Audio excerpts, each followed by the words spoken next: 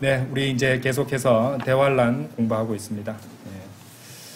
자, 이번 시간에는요, 대환란의 두 가지 국면이라고 제목을 잡아봤습니다. 그러니까 대환란이 이제 두 부분으로 나뉘어진다는 것이죠. 구분을 할 때. 그래서 통상 우리가 7년 대환란이라고 말을 하지만은 우리가 또 어째서 7년인지 그것을 지난 시간에 다 공부를 했습니다. 그죠? 근데 이제 그 7년이라는 기간도 성경 기록의 예언에 따라서 두 가지 국면으로, 두 가지 부분으로 나뉜다는 것을 알 수가 있습니다. 첫 번째로요, 이제 첫 번째 포인트는 적그리스도가 이스라엘과 언약을 맺는 내용이 성경 기록에 나오는데, 그것을 중심으로 한 부분을 살펴보도록 하겠습니다. 이제 처음에 대환란을 공부하면서 다니엘서 9장과 마태복음 24장을 많이 보게 될 것이라고 말씀드렸는데, 역시 다니엘서 9장 27절을 보시도록 하겠습니다. 다니엘서 9장 27절을 열어보시기 바랍니다. 거기 보시면요, 제가 읽겠습니다. 그리고 그가 한 주간 그래서 7일이 나오죠, 그죠? 한 주간 동안 많은 이들과 언약을 확고하게 하리라. 그리고 그 주간의 중간에 그가 희생제물과 헌납물을 중단시키리라. 그리고 그는 가증함들의 뒤덮음으로 그것을 황량하게 만들리니 그 진멸에 이르기까지 그리하리라. 그리고 확정된 것이 그 황량한 것 위에 쏟아지리라. 이렇게 말씀하십니다. 자, 이 말씀을 통해서 우리는 적그리스도가 그 주의 중간에 곧 7년 대환란의 중간인 이제 처음 3년 반까지는 이제 거짓 평화의 언약을 유지를 하다가 후반의 3년 반의 때에 접어들면서 이제 여기 보듯이 희생제물과 헌납물을 중단시킨 그 조치를 취하는 내용이 나오죠. 예, 그렇게 하고 이스라엘과 맺은 언약을 파기하게 됩니다. 그래서 이제 그 시점을 중심으로 해서 이스라엘에 대한 본격적인 박해가 시작된다, 이렇게 이해하시면 되겠습니다. 그래서 이제 아직 이 부분에 대해 잘 모르시거나 처음 듣는 분들은 왜 이게 어째서 이스라엘과 언약을 맺는 내용인지 우리가 어떻게 알 수 있느냐라고 질문하실 수 있는데, 뭐 간단합니다. 25절에 보시면은 예루살렘을 재건하고 라는 예루살렘이 나오고 통치자인 메시아에 나오고요. 그리고 희생제물과 헌납물을 하는 것은 이제 유대인들이 그렇게 이렇게 제사를 지내는 것과 연관되어 있기 때문에 유대 민족과 관련된 것이라는 것을 어렵지 않게 알 수 있습니다. 그래서 그 다니엘서 9장 27절에 그 주간의 중간에라는 말씀을 통해서 이 7년이라는 기간을 두 부분으로 나누어 볼 수 있다는 것을 알 수 있다는 것이죠. 자, 이러한 구분을요, 또 우리가 주요 본문으로 삼고 있는 마태복음 24장에서도 그런 구분을 할 수 있는지 한번 찾아보도록 하겠습니다. 마태복음 24장 7절 보세요. 7절. 마태복음 24장 7절입니다. 자, 우리 바이블 빌리버들은 그냥 생각이나 의견을 얘기하는 게 아니죠. 항상 성경 기록들과 비교하고 성경 기록을 근거로 제시하면서 거기 담겨 있는 교리를, 또 진리를 선포하는 거죠.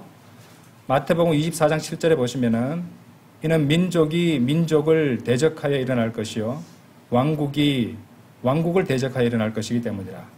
그리고 기근들과 역병들과 지진들이 여러 장소들에 있으리라. 8절 보세요. 그 다음 뭐라고 말씀하세요? 이 모든 것들이 비탄스러운 일들의 시작이다, 이렇게 말씀하시죠. 비탄스러운 일들을 갖다가 영어 단어가 뭐라고 말씀드렸어요? sorrows라고 했죠. sorrows. 보통 슬픔이라고 되는데 여기서는 비탄스러운 일들이라고 정확히 번역이 되어 있다고 말씀드렸습니다. 어쨌든 여기 나오는 표현에서 우리가 눈여겨볼 것이 beginning이에요. beginning. 그죠? 대환란에 우리는 비탄스러운 일들로 넘쳐날 것이라는 걸 알고 있거든요. 그런데 여기는 분명히 그 대환란의 시작을 말하고 있어요. 시작이라고 말하고 있죠. 그죠?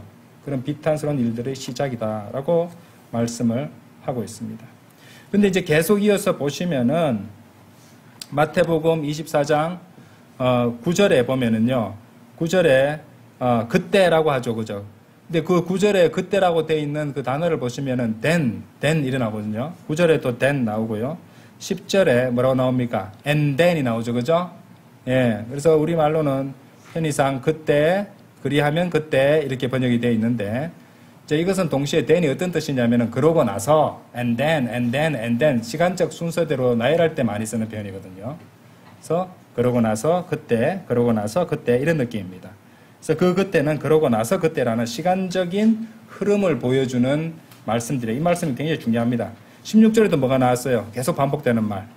then 나오죠, 그죠? 그때, 그리고 그때. 이렇게 9절, 10절, 16절, 그렇게 시간이 이렇게 흘러가고, 저기 계속 이렇게 해서 이런 일이 있다, 이렇게 하는데, 21절에 보세요, 21절에. 자, for는 이는 뭐뭐시기 때문이라, 이런 이유를 설명할 때 쓰는 말이고요, 여기서는. 자, 그런데 for 다음에 then이 나와 있어요, then. 또 그때, 이는 그때. 여기까지 나오죠. 그래서 우리가 이제 제일 처음에 마태복음 24장 7절에 그러니까 8절에 나온 비탄스러운 일들의 시작이란 말이 나오고, 그 다음에 아까 보셨듯이 9절, 10절, 16절, 21절에 계속 then이 나왔어요. 그죠? 그러고 나서 그때 하고 21절에서 딱 뭐라고 말씀합니까? 이는 그때 대환란이 있을 것이기 때문이니 세상의 시초 이후로 이때까지 그와 같은 것이 없었으며 없나니 앞으로도 결코 없으리라, 이렇게 말씀하신다는 것이죠. 그래서 우리는 이제 이 기간이 진행되면서 후반부 3년 반이죠. 후반부 3년 반에 그 기간, 통상 우리가 이제 후 3년 이렇게, 후 3년 반 뭐 이렇게 말하거든요. 그 후 3년 반이 이제 이스라엘을 중심으로 한 실제적인 대환란이라는 것을 우리가 알 수 있다는 것이죠. 예. 그래서 그렇다면은 이제 마태복음 24장에서 이 전 3년 반과 후 3년 반을 나누는 기준이 되는 곳이 어딜까요? 바로 15절입니다. 15절 보십시오. 15절. 자, 이 15절을 보시면은 뭐 이렇게 저번 시간이나 설명을 드렸지만은 이 15절을 보시면 이제 다니엘서 9장과 연결되는 말씀이 나온다는 것이죠. 15절에 보시면은 그러므로 예언자 다니엘이 나오죠. 예언자. 옛날에 우리 보던 성경에는 선지자 했는데 예언자입니다. 예언자 다니엘에 의하여 언급된 황량하게 하는 그 가증한 것이 성소 안에 서는 것을 너희가 볼 때, 그래서 아까 우리가 보셨던 다니엘서 9장 27절과 연결을 됩니다. 그렇죠? 성소 안에 서는 것을 너희가 볼 때면 누구나 읽는 자는 이해할지어다, 이렇게 말씀하시거든요. 그러니까 이 15절에서 나오는 이 사건, 15절을 기점으로 해서 3년 반, 전 3년 반, 후 3년 반으로 나눌 수 있습니다. 이 15절에 지금 황량하게 하는 그 가증한 것이 바로 적 그리스도를 가리킨다, 이 말이죠.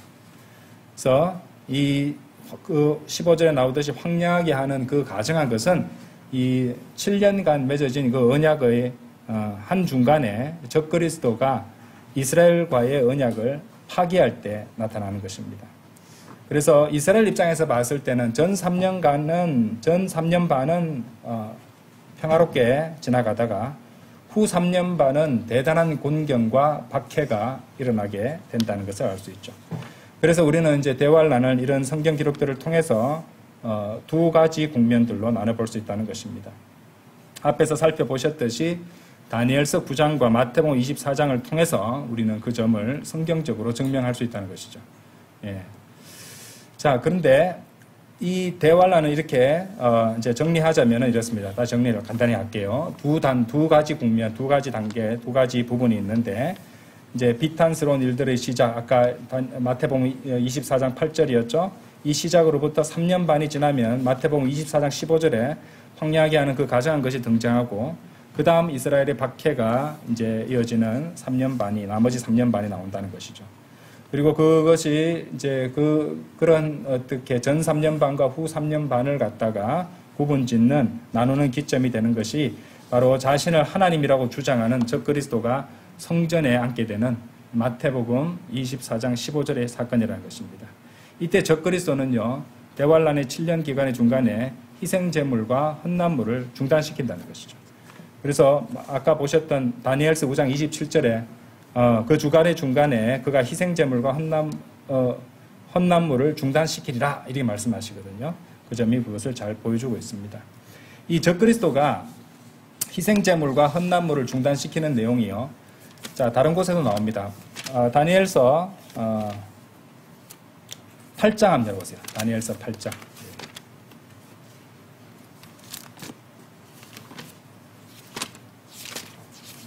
다니엘서 8장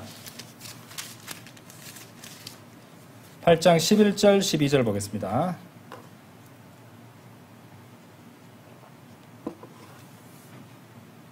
진정 그가 자신을 그 군대의 통치자에게까지 드높였으니, 자신이 그 군대의 통치자까지 되는 것처럼 드높였단 말입니다. 자신이 아닌데 그 군대의 통치자에까지 드높였다는 것이죠. 통치자를 지나게 해놓았잖아요. 글씨체가. 이유가 있습니다. 그에 의하여 매일의 뭐라고 되어 있어요? 희생제물이 제거되었고 그 성소의 장소도 무너졌더라. 그리고 불법으로 인한 매일의 희생제물을 대적하여 한 군대가 그에게 주어졌으니 그것이 진리를 땅바닥에 던져버렸더라. 그리고 그것은 악한 계략을 쓰며 번영하였더라. 이렇게 말씀하십니다. 군대의 통치자는 당연히 예수 그리스도를 가리키는 것이거든요. 호칭이거든요. 아까 보셨던 한 장 넘겨보세요. 9장 25절 보세요. 9장 25절에 예수님께 무슨 말씀이 호칭이 주어지냐면은 뭐라고 되어 있어요? 명령이 나가는 때부터 통치자인 메시아에 이를 때까지라고 말하잖아요. 그죠? 예, 통치자인 메시아니까 통치자, 바로 이 메시아, 통치자, 예수님이 그렇게 부르신다는 말입니다. 그러니까 통치자라는 단어는 예수 그리스도께 속하는 호칭이지만은 하나님을 모방하는 자죠. 그죠? 하나님을 모방하는 자인 마귀 또한 통치자에게까지 자신을 드높인다는 것이죠. 그래서 적그리스도는 이 대환란 기간 동안 군대의 통치자이신 예수 그리스도께까지 자신을 높이게 될 것입니다. 그래서 그것이 뭘 의미하는 거예요? 적그리스도가 대환란 때 등장해서 자신이 하나님이라고 사람들을 속이게 된다는 것입니다. 그 신약 성경의 데살로니가 후서 말씀과도 연결이 됩니다. 한번 열어보실까요? 데살로니가 후서 2장 4절 보세요. 데살로니가 후서 2장 4절. 이제 단어들이 나오는 이 워딩들이 이제 이렇게 겹치는 것들이 많습니다. 2장 4절. 그는 대적하는 자요 하나님이라고 불리거나 경배를 받는 것 모든 것 위로 자기 자신을 크게 높이는 자리라. 그리하여 그가 하나님처럼 하나님의 성전에 앉아 자신이 하나님이라고 스스로를 내보이느니라. 적그리스도가 이렇게 할 것을 보여주는 말씀이 된다는 것이죠. 다시 다니엘서 돌아가서 8장 12절을 보세요. 8장 12절. 다니엘서 8장 12절을 보시면은, 그리고 불법으로 인한 매일의 희생제물을 대적하여 한 군대가 그에게 주어졌으니 그것이 진리를 땅바닥에 던져버렸더라. 그리고 그것은 악한 계략을 쓰며 번영하였더라. 그래서 이제 우리가 여기서 알 수 있는 것은 적그리스도가 등장할 때 이미 매일의 희생제물이 드려지고 있는 상황이라는 걸 알 수 있어요. 그러니까 이 희생제물을 드리는 자들은 누구겠습니까? 유대인들이겠죠. 그죠? 그러면 우리가 그걸 통해 알 수 있는 것은 대환란 때에는 율법이 복원되고 매일의 희생제물이 드려지며 당연히 그것을 드리는 장소, 그러니까 뭐 성전의 형태가 될 수 있겠고 아니면은 성막도 될 수 있습니다. 그죠? 상대적으로 신속하게 지을 수 있는 성막도 될 수 있다는 것이죠. 이런 것들이 미리 마련되어 있을 것임을 우리가 추측할 수 있어요. 그래서 이제 이 성막이나 또는 성전이 지어지는 시기를 갖다가 우리가 추측을 해서 휴거가 언제 일어날 것인지 생각을 하기도 합니다. 어쨌든 성막으로 지어진다면요, 하룻밤에라도 지어질 수 있습니다. 그렇죠? 예. 그리고 사실 이제 성전을 다시 짓기 위한 모든 준비나 재료 같은 것들은 다 마련되어 있기 때문에 언제라도 이제 형편이, 그러니까 상황이 가능해지면은 이것이 이루어질 수 있다는 것을 이제 우리가 알고 있죠. 어쨌든 적그리스도가 되니까 적그리스도가 이제 이렇게 유대인들이 율법을 지키지 못하도록 막는 이런 일들을 하게 될 것이라는 것이죠. 자, 그러면 여기서 다음 포인트로 적그리스도에 대해서 간단히 한번 살펴보도록 하겠습니다. 이것 가지고도 엄청나게 많이 할 수 있는 내용들이 있습니다만은 간단하게만 보고 가도록 하겠습니다.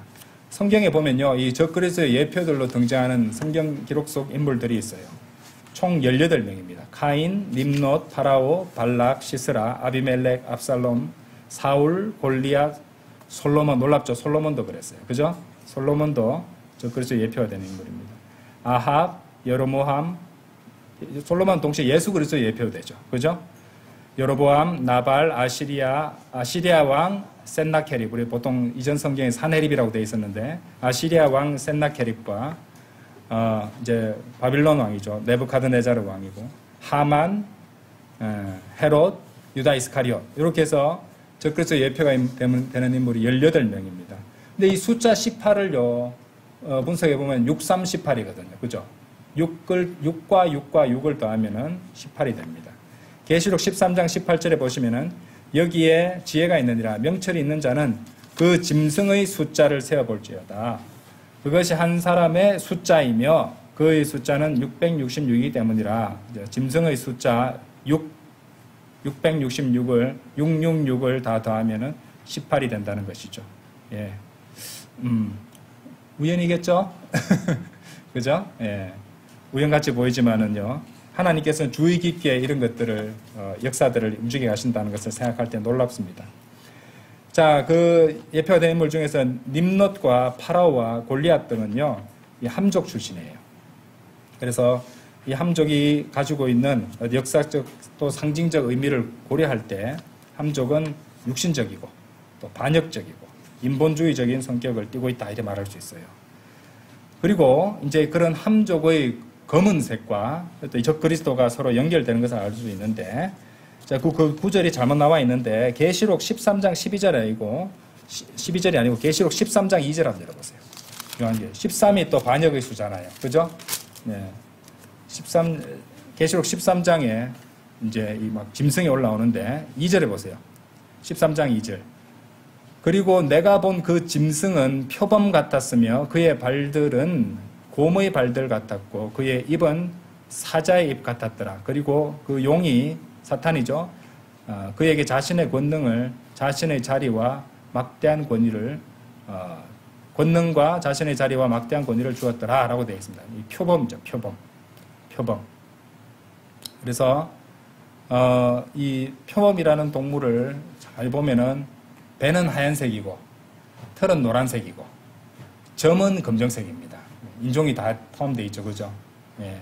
그래서 이런 것들도 뭐 사자의 입에서 이제 언어는 주로 영어가 될 것이고, 그리고 곰의 발들 이렇게 해서 이제 그것의 그 행보는 이제 사회주의적 그런 러시아와 관련되어 있으니까요. 뭐 이런 얘기들이 있습니다만 지금은 그거 시간 아니니까 여기서 보면 이제 표범에 검은 점이 있는 표범이 등장하고 있는데 예레미야 몇 장이겠어요?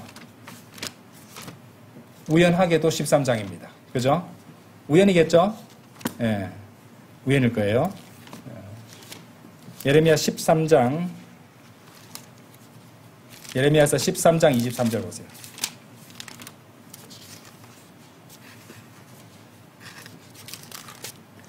함족이 나와요. 에티오피아인이 그의 피부를 바꾸거나 뭐가 나왔어요? 표범이 그의 점들을 바꿀 수 있겠느냐? 그렇다면 악을 행하는데 길들여진 너희도 선을 행할 수 있으리라. 그렇죠? 여기도 검정색 그리고 악이 연관되어서 나타나고 있죠. 적그리스도 짐승이죠. 적그리스도 짐승 표범 악 이런 것들이 연관된 말씀이 계시록 13장 2절과 예레미야서 13장 23절을 들 수 있겠습니다. 럭커만 목사님은 이제 주석서를 보면요, 적그리스도의 특징으로 20가지를 얘기하는데 간단히만 말씀드리면은 적그리스도의 종교는 로마 가톨릭일 것이라고 이제 말씀하시고요. 두 번째로 적그리스도의 국적은 함족의 피가 흐르는 시리아계 유대인일 것이라고 말씀하십니다. 당연히 유대인이 돼야지, 유대인 혈통을 지니고 있어야지 메시아로 받아들일 수 있겠죠. 그죠? 그건 당연한 것이고요.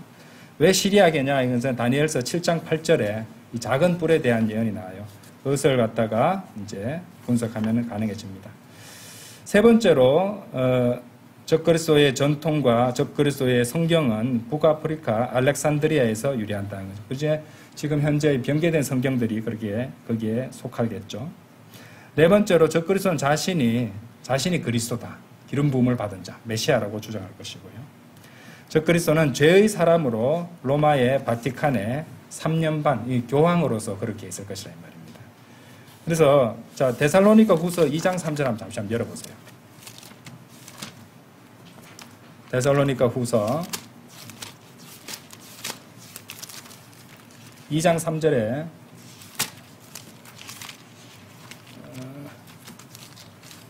보시면은 자 아무도 어떤 방식으로 너희를 속이지 못하게 하라. 이는 먼저 떨어져 나간 일이 오지 않으면 그날이 오지 않을 것이요. 그러고 나서 죄의 사람 곧 파멸의 아들이 드러나지 않으면 그날이 오지 않을 것이기 때문이라 나오죠. 그죠? 여기에 두 가지 명칭이 있어요. 죄의 사람과 파멸의 아들이 있습니다. 그렇죠? 그러니까 적그리스도는 이제 어느 시점에 가서 암살이라든지 치명적인 공격을 당해서 치명상을 입게 되거든요. 세상 사람들은 거의 죽었다고 생각할 겁니다. 그래서 처음에 이제 지금 여기 몇 번입니까? 5번에 교황의 모습으로 3년 반 있다가 그 후에 치명적인 상처를 입었다가 예수 그리스도처럼 흉내내서 부활을 합니다. 부활을. 그렇게 되면은 이제 어떻게 나타나냐면은 그 다음에 나오는 것이 파멸의 아들로 나타난다는 것이죠. 그렇죠? 죄의 사람이었다가 파멸의 아들로 나타나는데, 제가 거기 그 구절을 써놨잖아요. 계시록 13장 한번 가보세요. 다시. 요한계시록 13장에 보시면요. 요한계시록 13장에 보시면 13장 3절에 보시면은 내가 보았더니 그의 머리들 중 하나가 상처를 입어 죽게 된 것 같았도다. 세상 사람 다 죽었다고 생각할 거예요. 그런데 그의 치명적인 상처가 치유되었더라. 그러자 온 세상이 경이로워하며 그 짐승을 쫓았더라라고 나옵니다. 그렇죠? 12절은요. 12절도 나옵니다. 그리고 그가 첫째 짐승의 모든 권능을 그 앞에서 행사하고 땅과 그 안에 있는 자들로 하여금 그렇죠? 치명적인 상처에 치유된 첫째 짐승을 경배하게 하니라. 이제 거짓 예언자가 하는 일인데 여기 보시면은 치명적인 상처에서 치유된 첫째 짐승을 경배하게 하니라. 이런 것들 구절들과 연결이 된다는 것입니다. 자, 7번째는요. 적그리스도는 과학과 외계 하나님의 이제 그 아들들이 이제 대환란 때 되면은 외계인의 모습으로 외계인의 형태로 등장하게 될 것이라는 거. 이런 얘기들 옛날에 많이 들어보셨죠? 자, 이런 것에서 아무래도 과학과 현재 보시면 이제 사이언톨러지 같은 그런 과목 이상한 종교도 있는데 과학과 외계에 관한 한 최고 권위자가 될 것입니다. 자, 그런데 현재 지구상 최고 부자가 이 과학 기술과 외계 탐험에 굉장히 열광하고 있는 인물이죠, 그죠? 그래서 어떤 사람들은 일론 머스크가 적그리스도 아니냐, 뭐 이런 식으로 말하는 사람도 있습니다.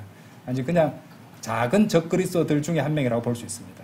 일론 머스크는. 왜냐하면은 적그리스도들이 있거든요. 또 사실은 역사상에도 적그리스도들이 있었습니다. 엔타이 크라이스트니까요, 그죠? 그렇게 그런 것들이 이제 어떤 아니면 진짜가 나타나기 위한 예표적인 어떤 인물로서는 있다고 우리가 볼 수 있을 것이고요. 적그리스도는 이제 로마 가톨릭을 하듯이 전 세계를 향해 평화롭게 평화의 입맞춤으로 다가오게 될 것이라고요. 9번째, 당연히 예배에서 아프리카 음악을 사용하겠죠.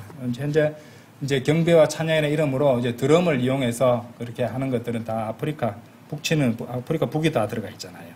그렇죠? 자, 그 다음에 거기 10번째로 이제 바알 숭배를 회복할 거잖아요. 바알 숭배가 태양신 숭배고, 그죠? 또 로마 가톨릭의 종교에도 그런 태양신 숭배적인 요소들이 있습니다. 그 11번째는 이제 적그리스도 지상의 모든 가톨릭 교도들, 자유주의자들을 완전히 속여버릴 것이라는 것이죠. 완전히 멸망하게, 이 자들은 이제 멸망하게 될 거라는 것이죠.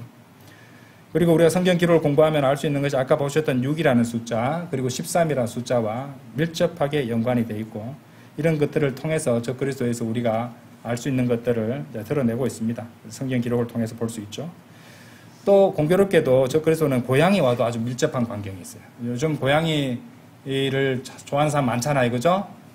고양이 너무 귀엽잖아요. 근데 전설이라든지 신화라든지 여러 가지 상징이라든지 이런 면에 있어서 특히 이제 에드가 알런 포의 검은 고양이라는 그런 글도 이제 단편 소설도 있잖아요. 그렇죠? 그것이 상징하는 바가 상당히 많습니다. 또 이제 검정색 잠시 말씀드렸지만 책갈 중에서도 적그리스도는 검정색을 아주 좋아할 것이죠. 러크만 목사님 책 중에는 검은 것은 아름답다라는 책도 있어요. 그리고 우리나라에는 번역이 UFO의 음모인지 하여튼를 둘러싼 음모인지 하여튼 그런 제목으로 번역이 됐는데 원래 검은 것은 아름답다라는 책이 있습니다. 거기 보면은 많이 나옵니다. 검정색은 죽음을 상징하고 그죠? 좀 조폭들 범죄와도 연관이 돼 있고 여러 가지 상징하는 게 많습니다. 아까도 말씀드렸지만 15번째로 적그리스도는 한때 치명적인 상처를 입었다가 회복되는데요. 오른쪽 팔과 오른쪽 눈을 못 쓰게 될 것이에요. 그 시간 관계상 다 보지는 않겠습니다만은 예레미야 48장 24절에서 25절, 스가랴 11장 17절, 그리고 이제 회복되는 내용이 아까 이제 계시록 거기 13장에서 있었죠, 그렇죠? 회복되기는 하지만은 왼손잡이 불구 상태로 활동을 하게 된다는 것이죠. 왼손잡이와 또 연관이 되어 있습니다. 알렉산더 대왕도 적그리스도의 예표가 되는 인물이었는데 왼손잡이였어요. 알렉산더 대왕이 몇 살에 죽었습니까? 33세에 죽었잖아요. 그죠? 예수 그리스도를 흉내내는 거 있죠? 그리고 16번째로 적그리스도는요, 고대 로마 제국을 재현하게 될 것입니다. 그죠? 세계를 지배하는 겁니다. 그 옛날에 이제 고대 로마 제국, 이제 팍스 로마나라는 그런 말이 있잖아요. 그죠? 로마의 평화라는 말인데, 그렇게 유지될 수 있었던 것은 강력한 군사력과 또 중앙 집권적인 그런 지배 시스템, 이런 것들을 이용해서 당연히 겉으로 보기에는 평화가 유지되는 것처럼 되겠죠. 그래서 세상을 지배하게 된다는 것이고요. 아까도 말씀드렸지만 적그리스도는 17번째 처음 3년 반 동안은 이스라엘에게 우호적이었다가 갑자기 돌변해서 후 3년 반 동안에는 이스라엘을 박해하고 죽일 것입니다. 또 적그리스도는 성전에 앉아서 자신을 하나님으로 내세우면서 이제 인신 제사를 바치도록 강요합니다. 피를 마시고, 그죠? 이런 것들은 이제 또 흥미롭게도 적그리스도는요, 알파벳 X자와 연관이 많습니다. 자신을 나타내는 글자로 X를 사용하는데 성경 기록은요, 킹제임스 성경을 다 보시면은 이 적그리스도와 연관된 그런 인물들, 헤롯을 갖다 예수님 뭐라고 그래요? 여우라고 그러잖아요. 여우라고 부르는 대목이 나오거든요. 여우가 영어로 fox입니다. X로 끝나죠. 그 다음에 숫자 6이 6입니다. X로 끝납니다. 왕, 지배하는 왕을 렉스라고 하죠. 그죠? 렉스, X로 끝납니다. 그 다음에 세금을, 전 세계적인 세금을 부과하잖아요. 그죠? 자, 그런 것을 갖다 시연해주는 요즘 형국이 트럼프 대통령이 관세 가지고, 세금을 가지고 막 세상을 줄세우고 하는 그런 이제 지배하려고 하는 그런 것들이 보이잖아요. 영향력을 행사하는 모습이 보입니다. 적그리스도도 나중에 주님 초림 때도 그때 그 황제가 세금 그 때문에 조세 등록을 하라고 다 강제로 다 보내잖아요. 그죠? 예수님께서 다시 돌아오실 때도 그 지배하는 자가 세금을, 전 세계적인 세금을 부과하는 그런 일들이 있을 거라는 것을 보여주는데 그 세금을 의미하는 영어 단어가 tax입니다. X로 끝납니다. 우연이겠죠? 저는 우연의 일치만 지금 말씀드리는 거예요. 그 다음에 검정색을 갖다 스틱스라고 하는데 무슨 죽음의 강 같은 걸 갖다 말할 때 그 강의 이름도 스틱스잖아요. 그것도 X로 끝납니다. 링스라는 가방 브랜드 같은 거 있잖아요. 그죠? 고양이입니다. 고양이가 링스라고 하잖아요. 라틴어로. 그 다음에 수없이 많은 이제 사람들을 또 이제 죽였던 그런 사상을, 공산주의 사상을 갖다가 만들어낸 사람 이름이 뭐예요? 마르크스입니다. 그죠? X로 끝났죠. 그리고 아까 말했던 팍스 로마나에서 평화로 사람들을 지배하고 할 때 평화를 의미하는 바가 팍스입니다. 팍스. 라틴어로. 팍스. X로 끝나죠. 검은 고양이가 영어로 펠릭스 들어보셨죠? 검은 고양이라는 뜻이에요. X가 들어가 있습니다. 그리고 짐승들이 자기 영역을 표시할 때 나무에 X자로 표시를 합니다. 짐승하고도 연관이 있죠. 우연이겠죠? 네, 우연일 겁니다. 그 다음에 우리 아까도 이렇게 이제 흥미로운 인물로 얘기했던 일론 머스크라는 사람이 자기 회사 이름 뭡니까? 그게 X가 들어가죠, 그죠? 네. 우연이겠죠? 뭔가 이 사람은 X에 굉장히 열광하는 사람 같아요. 네. 자, 그 외에도 많습니다만 그것만 보도록 하겠습니다. 또한 이제 두 번째로 적그리스도는 이제 배교한 프로테스탄트하고 로마 가톨릭이 함께 추진할 변개된 새로운 성서를 또 지지하고 성인하게 될 것이라는 점이죠. 이렇게 아주 오래전에 정리를 해 놓으셨는데 지금 봐도 놀랍습니다. 그렇죠? 자, 그 다음에 이제 예수 그리스도와 적그리스도를 또 대조하는 쌍들도 제가 적어 놨는데요. 그러니까 예수 그리스도를 모방하는 자니까요. 그렇죠? 가짜가 먼저 오는 거잖아요. 적그리스도 먼저 오고 나중에 진짜인 예수 그리스도께서 나타나시는 거잖아요. 그래서 예수 그리스도께서는 그 성경 구절들은 나중에 한번 읽어보십시오. 하나님의 아들이신데 적그리스도는 파멸의 아들이죠. 그렇죠? 데살로니가 후서 2장 3절에 나오죠. 예수 그리스도는 초림 때 슬픔들의 사람이셨잖아요. 이사야서 53장 3절에 나오는데 적그리스도는 죄의 사람입니다. 데살로니가 후서 2장 3절이죠. 그래서 죄의 사람이 됐다가 암살당해서 죽고 다시 부활하면서 파멸의 아들로 부활한다는 것이었죠. 다음 예수 그리스도께서는 경건의 신비를 이루셨지만 적그리스도는 데살로니가 후서 2장 7절에 나오듯 죄악의 신비를 성취할 것입니다. 예수 그리스도는 참 포도나무시고요. 적그리스도는 땅의 포도송이가 될 것입니다. 계시록 14장 18절에 나오죠. 예수 그리스도는 선한 목자시인데요. 로마 가톨릭의 적그리스도는 스가랴 11장 17절에 나오는 바 우상 목자입니다. 우상 목자. 로마 가톨릭에 우상들이 많죠. 자, 11번째로 예수 그리스도는 그분의 아버지의 이름으로 오셨다고 요한복음 5장 43절에서 말씀하시는데 적그리스도는 요한복음 5장 43절에서 자기 이름으로 온다고 이렇게 말씀하십니다. 자, 성경 기록을 주의 깊게 비교해 보면은 이런 진리들이 담겨 있음을 우리가 알 수 있다는 것이죠. 자, 적그리스도에 대한 얘기는 그 정도로만 하고요. 이 정도만 되면은 이제 여러분들이 또 나중에 공부할 때 이제 키워드를 충분히 제시해 두었으니까 이해하기가 더 좋을 겁니다. 어쨌든 다음 포인트는요. 요한계시록 12장에 한 여자가 나와요. 자, 이것과 연관해서 또 이 대환란을 두 부문으로 나누는 문제에 대해서 한번 또 살펴보도록 하겠습니다. 자, 그래서 이제 따지고 보면은 이제 대환란을 두 부문으로 나눈 것에 대해서는 다니엘서 9장 말씀, 그 다음에 마태복음 24장 말씀, 그리고 지금 보는 요한계시록 12장을 제가 증거 구절로 제시하는 거예요. 자, 요한계시록 12장 1절입니다. 제가 읽어볼게요. 그리고 하늘에 한 위대한 이적이 나타났으니 한 여자가 해로 옷 입혀져 있었고 달이 그녀의 두 발 아래에 있었으며 그녀의 머리 위에는 12별로 된 왕관 하나가 씌워져 있었더라. 이렇게 되어 있습니다. 여러분들 이 구절에 대한 그 여러 가지 해석들 한번 들어보셨습니까? 굉장히 다양한 해석들이 넘쳐나옵니다. 로마 가톨릭 뭐라고 설명하냐면요. 여기 나오는 이 한 여자가 마리아라고 설명을 해요.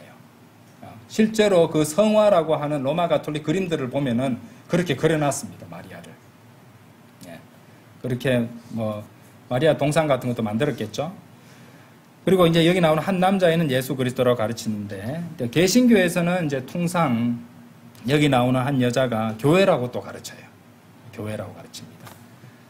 그래서 한 여자가 교회와 이제 또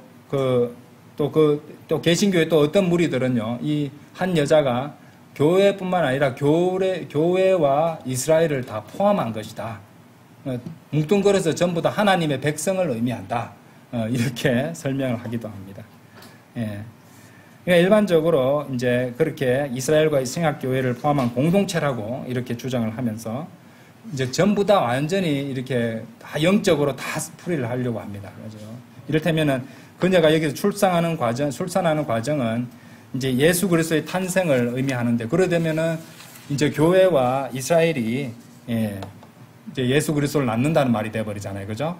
어쨌든 그렇게 하면서 이제 예수님을 예수님이 이제 예수 그리스도를 출산하는 과정이 이렇게 그려지고 있는데 이것은 창세기 때부터 예언된 하나님의 구속 계획이 성취되는 중요한 순간이다. 이렇게 설명하는 목사도 있습니다. 자, 그리고 더 나아가서 그래서 현재 이제 이 교회는 아주 영적인 출산의 진통을 겪고 있으며 그래서 갈수록 믿음을 지키기가 어려워진 겁니다. 뭐 이런 식으로 설명한다는 것이죠.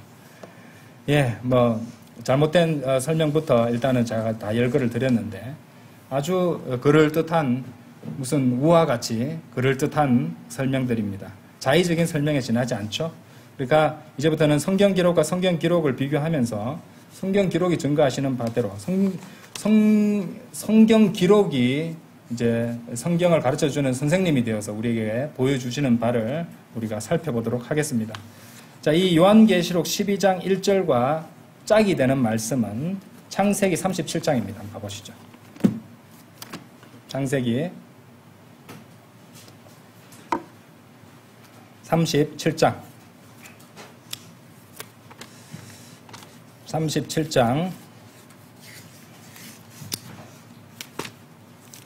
9절부터 보겠습니다.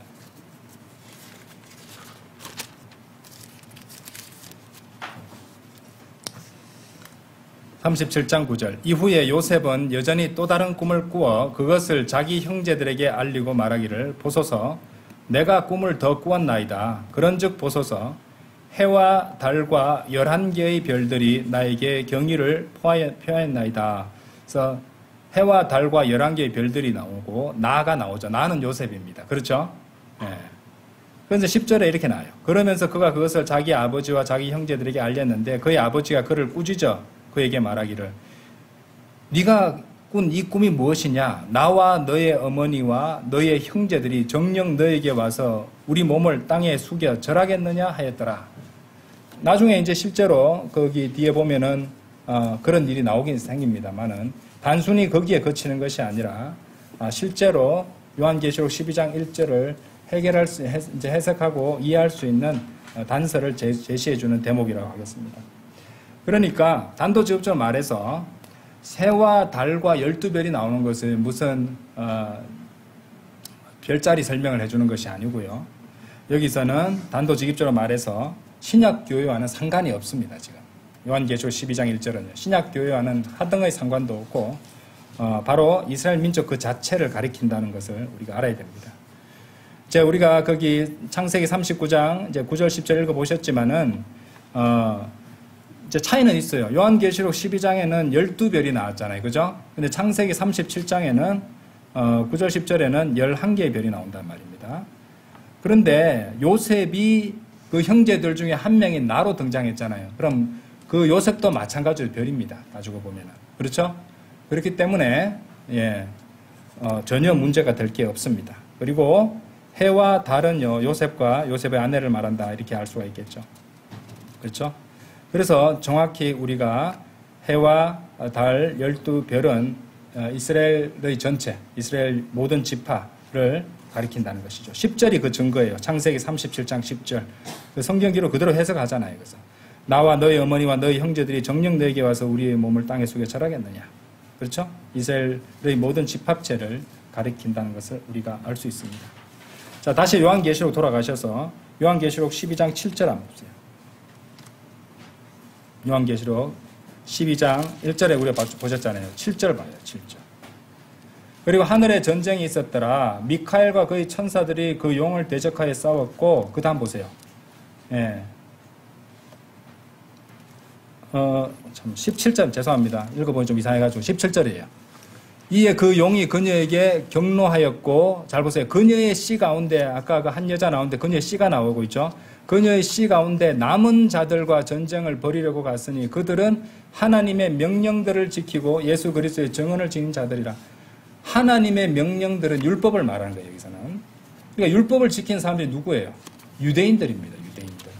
자, 그래서 요한계시록 12장 17절도 이것이 12장 1절에 나오는 한 여자가 이스라엘이라는 것을 또 지지해주는 증거 구절이 됩니다. 이렇게 반박의 여지가 없습니다. 그렇죠? 참고로 이제 통상 사람들은 이제 계시록 12장에 이 남자 아이를 이제 주 예수 그리스도로 설명합니다. 일단 틀린 말은 아닙니다. 왜냐하면은 예수 그리스도께서 이제 마리아를 통해서 이스라엘 혈통을 받으셨으니까 이스라엘이 낳은 게 맞아요. 그렇죠? 예수 그리스도 이스라엘이 낳았다 말할 수 있습니다. 교회가 낳은 건 아니죠. 또 이스라엘로서 여자가 예수를 낳은 것도 맞고, 나중에 장차 우리는 알고 있습니다. 주님께서 재림하시면 철장으로 민족들을 다스리시게 될 것이라는 것도 일치하고요. 그 다음에 사도행전 1장에 보시면은 지금 요한계시록 12장에 나오듯이 그분이 들려 올라가시는 대목이 나옵니다. 사도행전 1장 9절에 보시면요. 그리고 계시록 12장 15절에도 15절 아니고 5절에도 보시면은 그런즉 그녀의 아이가 하나님께로 그리고 그분의 보좌로 붙들려 올라갔더라. 요거 점과도 사도행전 1장 9절이 일치하니까 예수님으로 볼 수도 있겠습니다. 그죠? 예수님으로 볼 수도 있어요. 그런데 또 다른 설명도 이제 가능한데요. 이제 예수 그리스도가 아닌 또 다른 한 인물이 될 수 있다는 것이죠. 그러니까 이 남자아이를 갖다가 대환란 때 이스라엘을 구해내기 위해서 보내지는 예수 그리스도가 아닌 또 다른 제3자가 될 수 있다. 이런 해석도 가능합니다. 어쨌든 지금 그 포인트는 그게 아니니까요. 다시 요한계시로 돌아가셔서, 자, 계시로 이제 그러면은 이때까지 제가 증명을 한 것은 요한계시록 12장 1절에 나오는 한 여자가 이스라엘이라는 것을 증명하기 위해서 제가 창세기 말씀 37장 말씀과 비교해서 요한계시록 12장 1절에 나오는 한 여자가 이스라엘이구나를 갖다 확인했어요. 이제부터는 무엇을 증명하느냐? 이 요한계시록 12장에 나오는 이 대목을 통해서 대환란이 두 개의 국면으로 나뉜다는 것을 살펴보도록 하겠습니다. 자, 요한계시록 12장 6절을 열어서 보실게요. 여기서 이스라엘로서의 한 여자에게, 그 여자에게 어떤 일이 일어나는지 한번 보자고요. 그리고 그 여자가 광야 속으로 도망쳤는데 그곳에는 하나님께로부터 예비된 처소가 그녀에게 있었으니 그들로 하여금 거기서 1260일 동안 그녀를 먹이게 하려 하심이라. 1260일 동안, 그죠? 예, 그녀를 먹이게 하심이라. 이스라엘이 먼저 누구로부터 도망을 칩니까? 14절에 보세요. 14절. 그리고 여자에게 거대한 독수리의 두 날개가 주어졌는데 그녀로 하여금 광야한 그녀의 처소로 날아가게 하려 함이니 그곳은 그녀가, 잘 보세요, 한 때와 두 때와 반 때 다 더하면 어떻게 됩니까? 세 때 반이죠. 예. 3.5입니다. 3년 반입니다. 동안 뭐의 얼굴을 피해요? 뱀의 얼굴을 피하여 부양받는 곳이라 이렇게 되어 있습니다. 사탄이 나오죠. 사탄이. 그렇죠? 사탄이 나오고 있습니다. 그래서 뱀, 곧 사탄으로부터 도망치게 되는데 3년 반 동안 그렇게 도망친다는 것을 알 수 있습니다. 여러분들 이제 생각해 보세요. 다니엘서 9장 27절 기억나시죠? 이스라엘과 언약을 맺은 적그리스도 어떻게 합니까? 언약을 파기합니다. 그렇죠? 나머지 3년 반은 참으로 끔찍하고 혼란스럽게 이스라엘을 박해하게 된다는 것이죠. 그리고 그 박해가 시작된 시점이 그 황량하게 하는 그 가증한 것이 등장하는 시점이었어요. 그리고 마태복음 24장도 황량하게 하는 그 가증한 것이 등장할 때가 유대인이 도망쳐야 할 때라고 말씀했단 말입니다.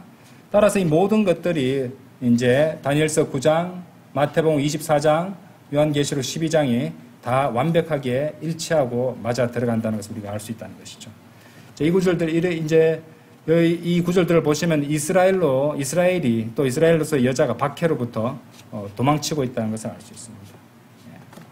대환란의 후반부, 후 3년 반 기간 동안에 그렇게 한다는 것이고, 자, 그건 이유는 황량하게 하는 그 가증한 것, 적그리스도가 등장해서 이스라엘을 박해하기 시작하는 마태복음 24장 15절 이후와 일치한다는 것을 알 수 있습니다. 그리고 그것이 후 3년 반이 된다는 것이죠.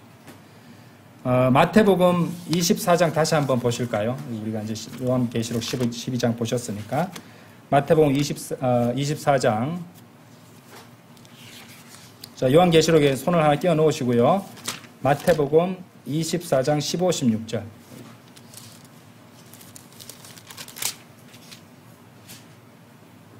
그러므로 예언자 다니엘에 의하여 언급된 황량하게 하는 그 가증한 것이 성소 안에 서는 것을 너희가 볼 때면 누구나 읽는 자는 이해할지어다. 그때 유대에 있는 자들은 산들 속으로 도망할지어다. 유대에 있는 자들 보고 도망가라고 말씀하시죠. 자, 요한계시록 12장 3절에서 6절까지 읽어보도록 하겠습니다. 그리고 하늘에 또 다른 이적이 나타났으니 보라 7머리들과 10뿔들을 지녔고 7왕관들과 그의 머리들 위에 있는 거대한 붉은 용 한 마리, 붉은 사탄이죠. 그리고 뱀이고요. 그죠? 그리고 그의 꼬리가 하늘의 별들 중 3분의 1을 끌어당겼고 그들을 땅으로 던졌더라. 그렇기 때문에 지상에 하나님의 아들들이 나타난 거예요. 외계인의 형태로. 이제 이게 하늘의 별들을 지금 하나님의 아들들을 말한 거거든요. 그리고 그 용이 막 해상하는 여자 앞에 섰으니 그녀의 아이가 태어나자마자 그것을 집어삼키기 위함이더라. 이윽고 그녀가 한 남자아이를 출산하였는데 그는 철장으로 모든 민족들을 다스릴 자라. 자, 이 부분을 보면 예수 그리스도가 아닌 제3자의 남자 인물이 될 수 있다는 것을 우리가 알 수 있단 말이에요. 그런즉 그녀의 아이가 하나님께로 그리고 그분의 보좌로 붙들려 올라갔더라. 그리고 그녀가 광야 속으로 도망쳤는데 이곳에는 아까 보셨던 말씀이죠. 하나님께로부터 예비된 처소가 그녀에게 있었으니 그들로 하여금 거기서 1260일 동안 그녀를 먹이게 하려 하십니다. 간단히 말해서 이제 한 여자죠. 그죠? 그 여자가 붉은 용으로부터 도망친다고. 그 붉은 용은 사탄이고 적그리스도인 거죠. 적그리스도의 박해로부터 도망치는 것이에요. 그래서 읽어보셨던 마태복음 24장 15, 16절 말씀과도 연결이 된다는 것입니다.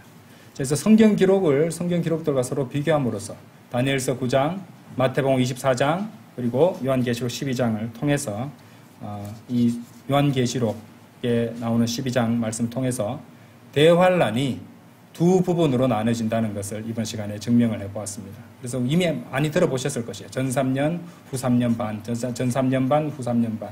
대환란이 그렇게 된다는 것을 우리는 살펴봤습니다. 자, 너무 많은 것을 전달해서 정신이 없으시죠? 예. 그래서 다음 시간에도 계속 이 공부 이어가도록 하겠습니다. 다 같이 기도드리겠습니다.